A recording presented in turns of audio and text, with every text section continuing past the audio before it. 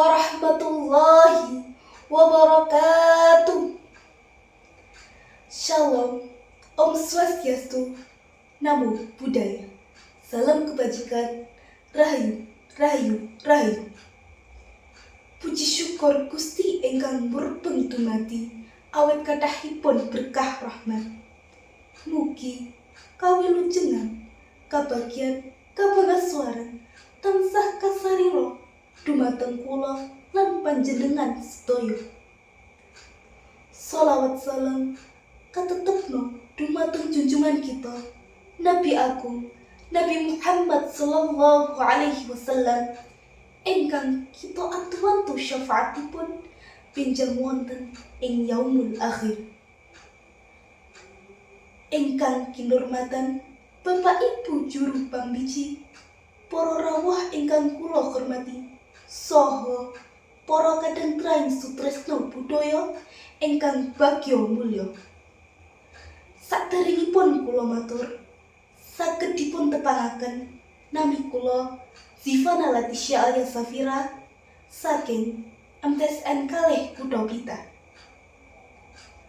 Wonten ing wekdal menika kula badhe ngandharaken panggraitaning manah kula minangka tiyang wonten ing pagesangan kanthi irah-irahan wigatine karukunan sajroning masyarakat bebrayan.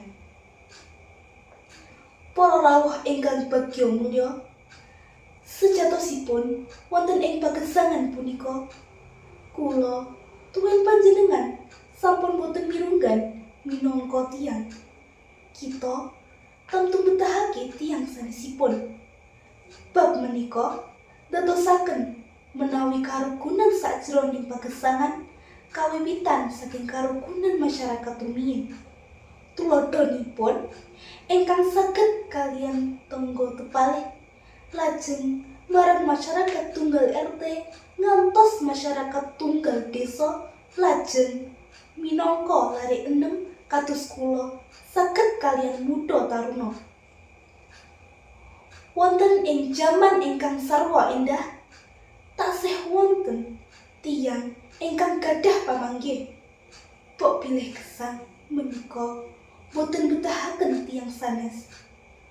Pakarti menika saged dipun wastani antisosial. Kathah tiyang ingkang boten tepang kaliyan tangga tepalih. Lajeng kathah ugi tiyang ingkang boten tumut kagiyatan ngrinipun gegayutan kaliyan tiyang sanes tatemah lumrahipun dipun sebat boten umum. Kula rumaos menawi perkawis menika saged dadosaken pasaduluran mliginipun ing masyarakat boten rumaket. Awit saking menika dasaripun karukunan mapan wonten ing rumaketing masyarakat kasebut. Para rawuh ing suku Basuki wonten ing tiyang Jawa rumaketing masyarakat menika saged ditindakake kanthi laku sakmenika. 1. Grapyak inggih menika tumindak ingkang remen aroh-aroh dumateng tiyang sanes. Tuladhanipun bok bilih kepanggih tangga saged ngaturake monggo. Lajeng pasuryanipun kedah mesem supados boten jalari ajreh tiyang. Nggih napa boten?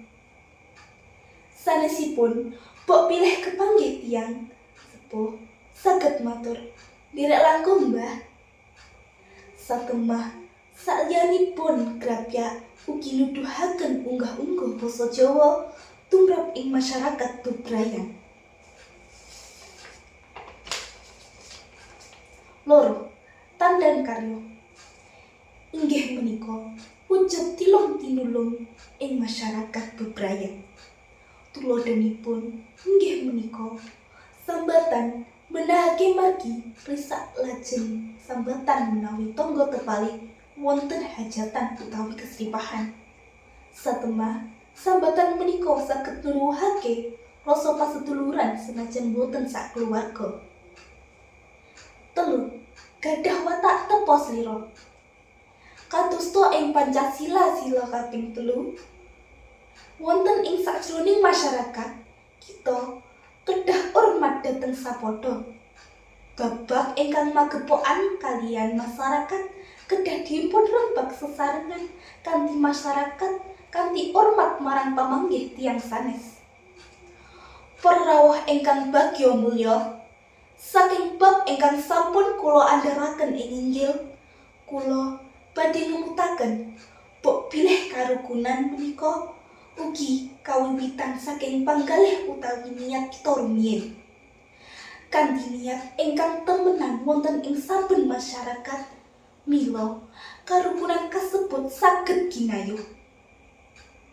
Cekap semanten anggenipun kula atur, sumangga sesarengan panjenengan kaliyan kula saged sesarengan ambangun karukunan wonten ing sakjroning masyarakat kanthi asanti, cerah agawe bubrah, rukun agawe santosa. Rahayu, rahayu, rahayu. Kupat bumbu santen menawi gadah lepat kula nyuwun agunging pangapunten. Wassalamualaikum warahmatullahi wabarakatuh.